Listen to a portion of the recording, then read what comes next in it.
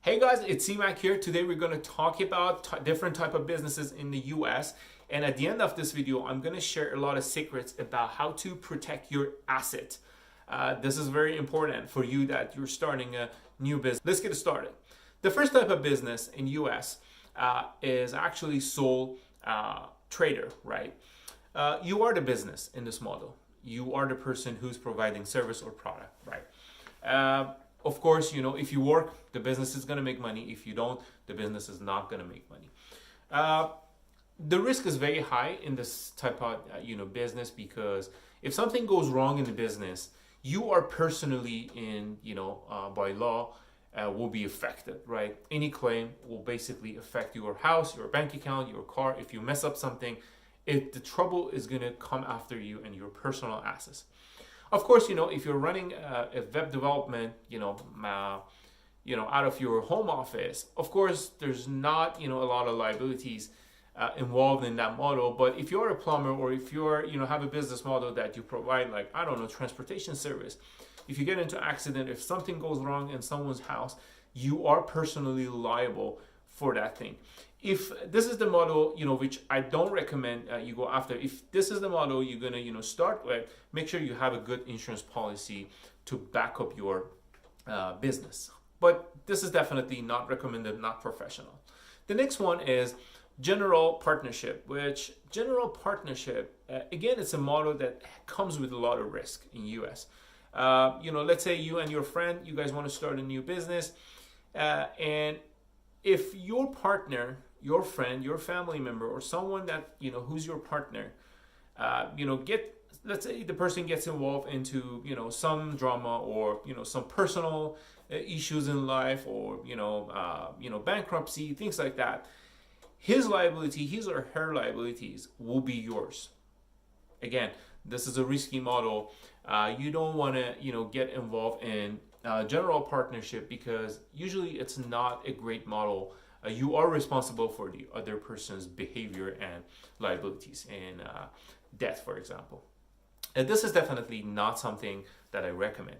The third model, which is a better model, it's called LLP, which is limited liability partnership. And in this model, basically you and your friend, same thing. You guys can start a new business, and you can share office, you can share expenses, like, I don't know, electricity expenses, power, supply, computers, things like that. But you're not responsible for the other person's behavior, or you're not responsible for the other side, which is great.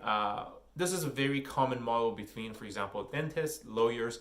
They share an office, right, and they work there to reduce costs, to be more profitable, but at the same time, they're not responsible for each other's behaviors, which is a great model. The other one that I'm about to tell you is probably one of the best models that, if you're starting a new business in the United States, is probably one of the best models you can consider to run your business, and that's LLC, which is limited liability company. In LLCs, basically, you are not personally responsible for the business, right? The business is responsible for itself. And the good thing is there's a separation here, that your personal life, your personal asset, house and car and bank account, they're separate than your business account, right? Although you might be the only person in the business, right? Yeah, right. You are the business, but you basically create an entity, an LLC. That LLC goes and gets the contract, and if something goes wrong in the contract, the LLC is responsible for that, not you as the owner. Which is a great model to protect your asset. At the end of this video, again, I'm going to share more tricks and techniques regarding asset protection. Keep watching. But for now, remember that LLCs are really good for asset protection, and they basically provide a great structure for your business. They're very low cost in terms of maintenance. In California, for example, you pay $800. Of course, you need CPA to prepare taxes. You want to make sure you follow all the great practices in order to stay in business and play the game by rules. You don't want to take any shortcuts. And make sure you have a tax advisor, make sure you have CPA. And these are all my personal experience and opinion in this, but these are the things that I've learned and I've practiced over the years, and I'm sharing with you guys now. LLCs, they have one major benefit, and that is a tax law, which is basically called pass-through. So when you own an LLC, let's say you and your husband, you and your wife, you own an LLC. So the company and you, basically, you can pass the tax to the owner, which you and your, let's say, family member, or you on your own, and then you pay tax once for the entire setup, which is the LLC and yourself. So basically, the company doesn't pay tax on its own. It can be, basically set up as a pass-through that reflects in your personal tax return. That's one way you can basically ignore double taxation by owning a company, and at the same time, it provides a lot of asset protection and separation between your personal asset and your company asset. The next one is C Corp. C Corp, it's basically, when we talk about big companies, corporates, they will be treated as a separate entity. They'll be taxed on their own. If you're part of C Corp, the C Corp will pay its own tax, and then you'll pay your own tax. So they're separate. There are a lot of benefits, but usually for startups, they're not common and not useful. But keep in mind, C Corp, they're double taxed. Usually, big corporates, they set up a C Corp. They have their own pros and cons, which we'll talk about it later. And the last one is S Corp. S Corp is similar to LLC. Basically, they're the same model. They have a pass-through, but the shareholders cannot be more than, I think, 100.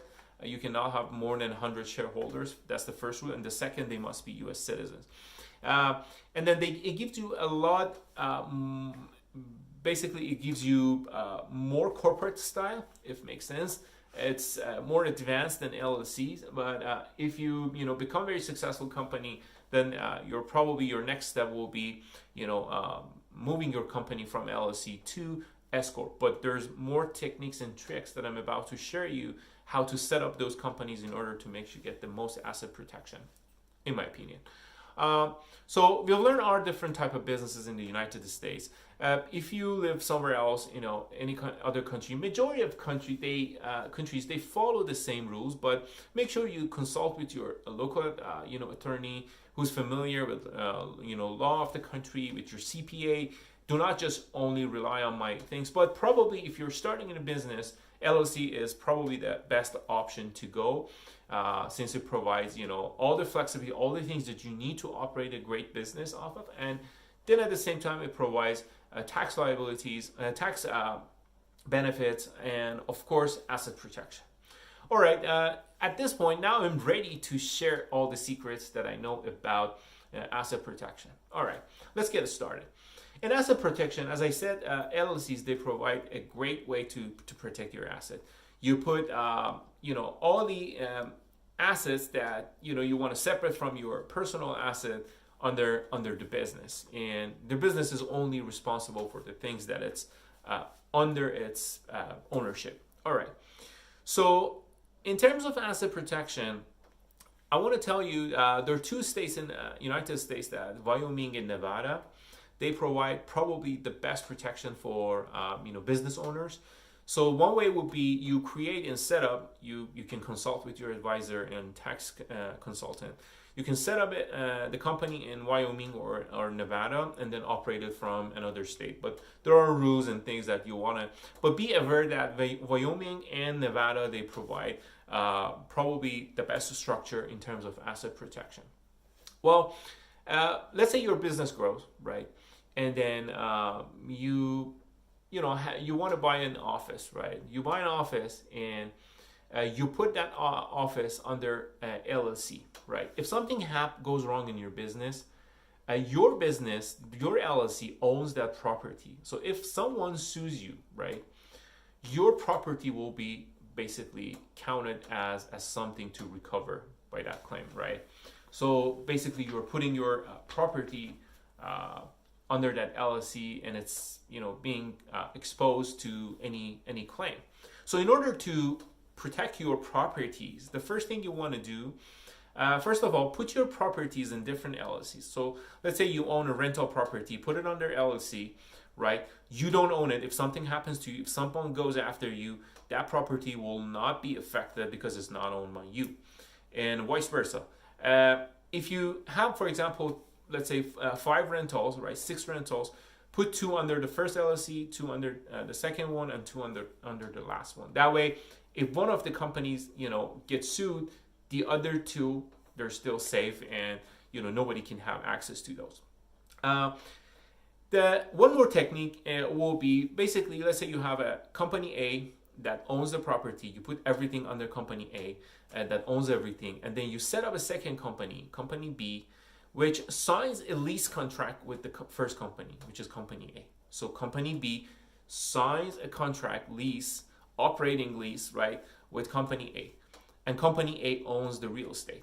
So company B goes to the business, starts doing whatever is doing, and then if something happens to B doesn't have anything to lose. The only thing that company B owns is just a contract, right? There's not real asset underneath, and the reason is because all the real estate is being held by the parent company, which is the A company. So you can put all the asset under the parent company and then sign a contract with your sub companies to just do as just doing a normal business. So that way, if something happens to your operating company, your main company, which holds all the real estate, will not be impacted by any lawsuit. This might sound very complex, but talk to your advisor, talk to your tax consultant, and you can basically set up one company only for real estate, but do not operate with that company. Do not do anything with that company. Put it on the side. Create a second entity, LLC, sign a contract, between the 2 companies. The company B is just going to operate. It doesn't own anything. Well, on the top of all the things that I said, of course, your operating company needs to have insurance. Make sure you have umbrella insurance on top of your workers' comp and normal insurance that you get for your business. Make sure you have an umbrella for your operating company. Let's say something happens to your employee, something happens to the person that's on the job. So you have workers' comp to cover the internal claims for your employees if something bad happens, and you have outside insurance. On top of it, you have the umbrella. If something happens, you can recover from any disaster. So use LLC to protect your asset. Don't put all your properties under one LLC. Put them on a different LLCs. If one gets sued, the other one is still safe. And use the double setup thing that I just mentioned as another layer to protect your asset. And of course, use umbrella. That basically it's an easier route for lawyers to go after instead of just going after your personal asset. That gives them something reasonable. The last thing I want to share, of course, you want to think about putting your personal asset in trust, and trust is basically is a place that you put your assets there to protect them, and it's not owned by you; it's owned by the trust. Trust, we have a normal trust, which is reversible, and you have irreversible trust, which is basically as soon as you sign it and it goes there, nobody can take it out of trust, right? It is what it is. It's done 100%. It's not, you cannot reverse it back. So if you know your plans for future, for your family, you can put everything in trust and, to provide another layer of protection.